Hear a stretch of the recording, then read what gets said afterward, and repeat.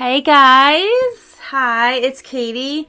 I noticed I had a lot more friends on here and I really wanted to do a story time because I realized it's something that I've never done so far on my YouTube channel, which was just tell you guys the story of how my dad reunited right from my mouth, not through a TikTok video, not through any little words on the screen. Like, you guys want to hear exactly what happened from me, and I felt like, why not? Now's the time.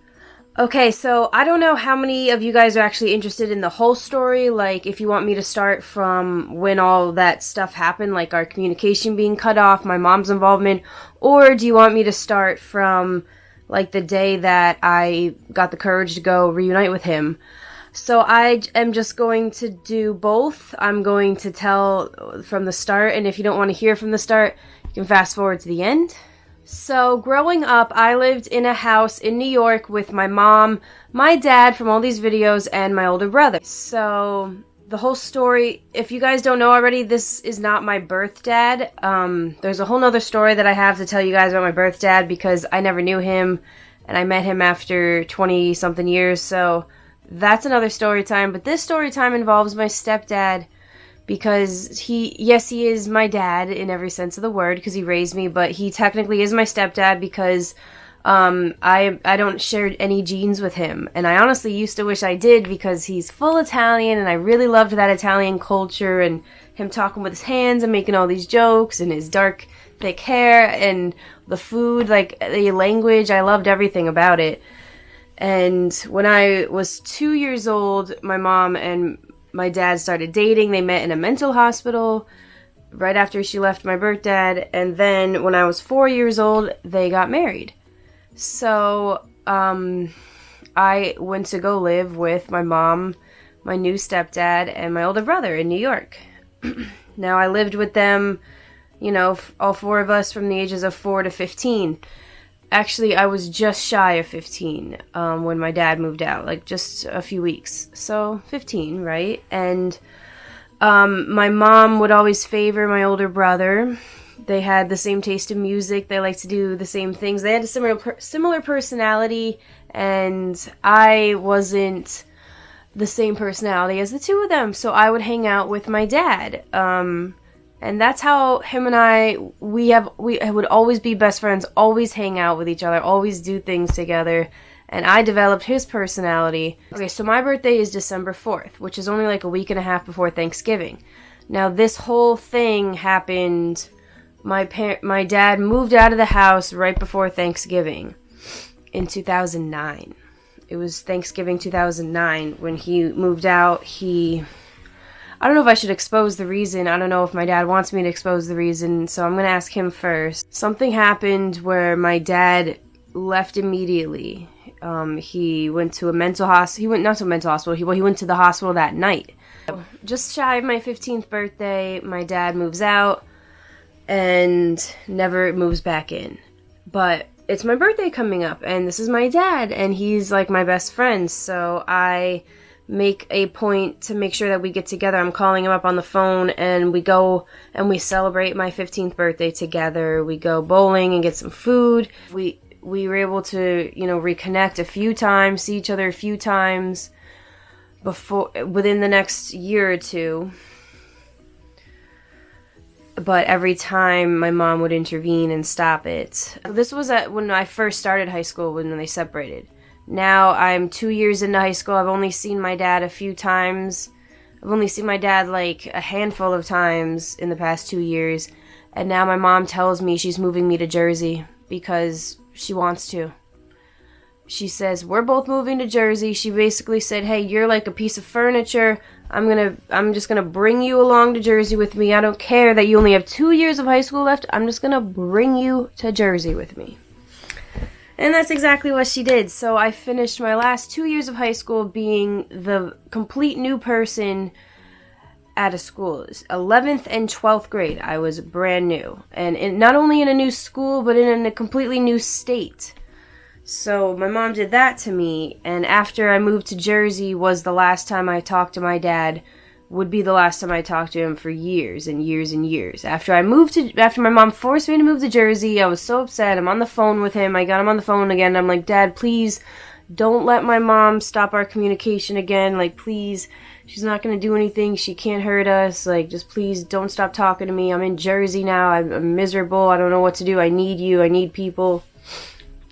And I'll never forget his words to me. He said, Katie, hang in there. You being in Jersey is only temporary. You only have 2 years of high school left. And then you can go to college anywhere you want. You can come back to New York if you want. He was just so encouraging, so supportive.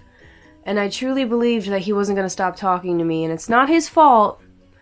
But he did choose to stop talking to me again because my mom sent him a threatening email. And the email was threatening him, saying, leave my daughter alone. She's mine. How dare you speak to her? So my dad basically had no choice but to stop talking to me because he's not legally allowed to do anything. So now, after being cut off from my dad multiple times, I finish off high school. I choose a college in New York, the same town where his family lives. Now this is years later, and I happen to reconnect with my birth dad.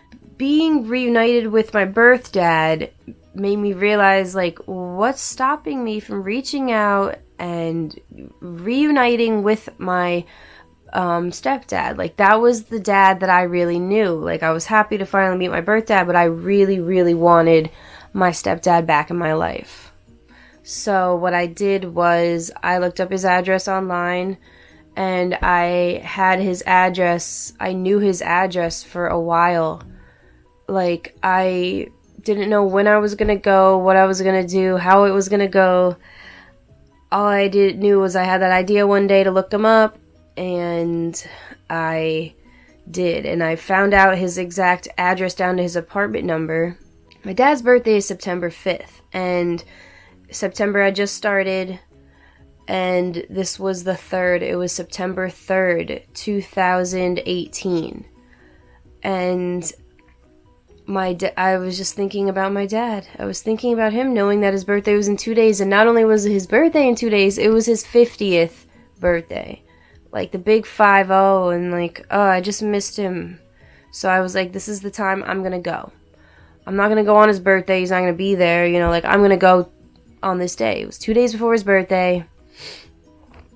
I knew his address, so I just got in my car alone, GPS'd my way to his apartment building, and I remember I arrive. Oh my god, I'm so nervous, so upset, so nervous. And I'm looking around, and like, I arrive, I get there by myself, and there's all these different apartment buildings. Like, I have to go around and search and try to find which one is his. I like, just even find the number that I know is his apartment number. So I'm going around looking. I can't really find it at first, and like, I'm just getting more and more nervous of rejection. I don't want him to tell me to fuck off. I don't want him to tell me, like, I don't want you, get out of here. But, you know, at one point I realized that that kind of rejection would be better than never ever hearing from him again. At least I know that there is no chance, and I'm not, you know, just being an idiot. It was. I eventually found his name, like, full name, right there on the thing. Like, it says his full name next to the number of the apartment. So, like, basically I just couldn't find, like, I think it was apartment number 52. I couldn't find where 52 was. I was just, like, looking everywhere, couldn't find the 50s. I was just doubting everything, scared. I end up finding his name, and it's one of those things where you have to push the button to speak. Oh my god, it just makes me feel weird thinking about it. So, I go, I push the button. I'm like, babe, babe. And I hear my dad's voice for the first time, like, in so long, in years, like, I don't know, 7, 8, 9 years.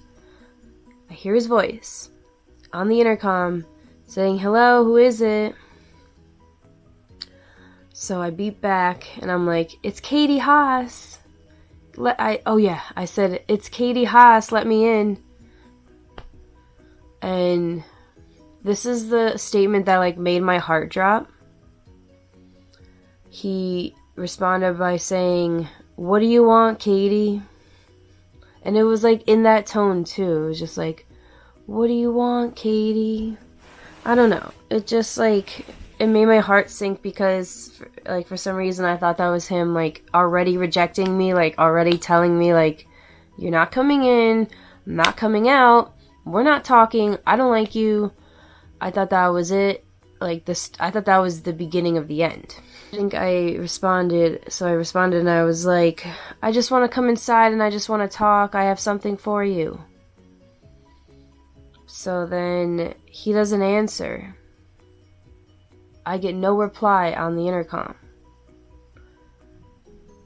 So I'm like, looking around, I'm like, rejected. Like, I thought it was it. I thought it was rejected. But it happened to be one of those apartments where you open the door and then, you know, there's a hallway with doors in it, and then there's like stairs and more apartments upstairs, doors to apartments upstairs. So what happened was I thought I was rejected. I don't know, I just didn't get a reply, but what was happening was he was walking from his upstairs apartment down the stairs and he opens the door. And him and I, we just stare at each other for a moment because I'm sure I looked pretty different, but oh my god, he looked like pretty different. He looked, I would say, drastically different for less than 10 years later. From his 40th birthday to now, his 50th birthday being 2 days from then, he looked drastically different. So we were just like staring at each other. And he says to me, "Do you have papers you're serving me?" And I guess because I said on the intercom that I had something for him, he thought it was papers. And the reason he would think that, because some people are questioning it, they're like, "Why would he think that? Like, what is with the papers? Why would he think you're serving him papers?" Well, let me tell you, the reason he would think I'm serving him papers is because he's mentally ill. So he thinks that maybe my mom sent him. He thinks, you know, the worst. There's a lot of times where he'll think the worst is that's possible to happen will happen. So his fear in his head was, "Are you serving me papers?" He wasn't like mad at me. He was like concerned and scared. And I hold up a plastic bag and I was like, "No, just gummies." It was cute. It was a cute moment. And he was like, "Well, what are you doing here?" And I said, "You know, I miss you and I wanted to see if I can talk to you, and I don't live too far, you know, maybe we can have a relationship." And so the best thing ever is that he accepted me. He said yes. He invited me to upstairs in his apartment, and, you know, we just got to talking, got to reconnecting, catching up. He was so proud of me for getting my degree in college. He was like amazed that I was a waitress and a bartender. He was like, "That's incredible. That's amazing." He like couldn't wait to come see me at work. We exchanged phone numbers. And we have been talking and texting every single day since then.